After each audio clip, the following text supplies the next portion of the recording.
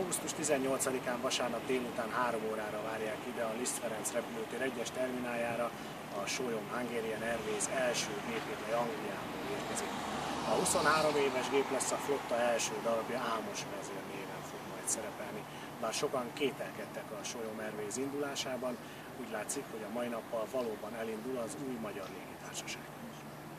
Ismét élettel telt meg a Ferihegyi 1-es terminál. Ide érkezett ugyanis a Sólyom Hungarian Airways első gépe, az Ámos vezér névre keresztelt Boeing 737-500-as.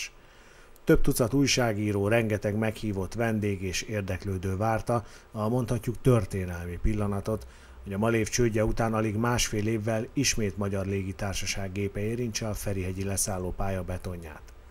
2:30 után nem sokkal aztán megszólalta a kihangosítón keresztül a gép kapitánya, innentől kezdve élőben lehetett hallgatni az irányítás és a gép személyzete közti párbeszédet.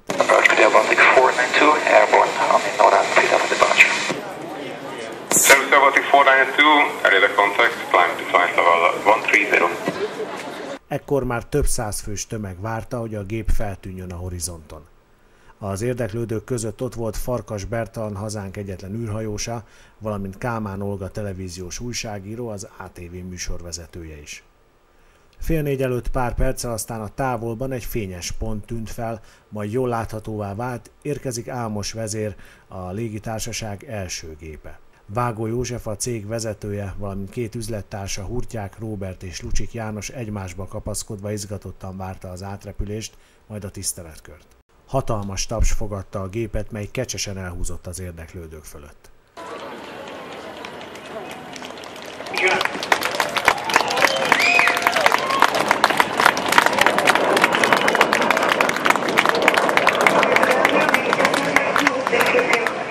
Pár perc múlva megkapta a leszállási engedélyt a gépet vezető egykori malév pilóta, aki hiba nélkül vitte végig sokadik leszállását, mely a Sólyom első budapesti landolása volt.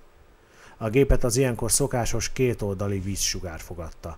Na és persze annyi operatőr és fotós, amennyi csak elfért az alkalmi lelátón. Az ünnepélyes percek után aztán a helyszínen lévő szerencsések megtekinthették a gépet belülről is, mellyel először charterjáratokat indít majd a társaság vélhetően szeptemberben. Vágó József cégvezető elmondta, töretlenül hisznek a sikeres üzleti modellben, és szeptemberben újabb állásokat hirdetnek majd meg. Vágó hozzátette, 3 éven belül új Airbus típusú gépekre cserélik majd a most leasingelt flottát. Ámos vezértár megérkezett, és a Vágó József igazgató mondta, megkezdik a honfoglalást. Szeptemberben várható az első járat elindulása, és várhatóan addigra több Sólyom Airways gép is érkezik ide a Liszt Ferenc nemzetközi repülőtérre. A Sólyom Airways tehát valósággá vált, hamarosan itt vannak a első. A TV2 Akadémiát Hauser és a Liszt Ferenc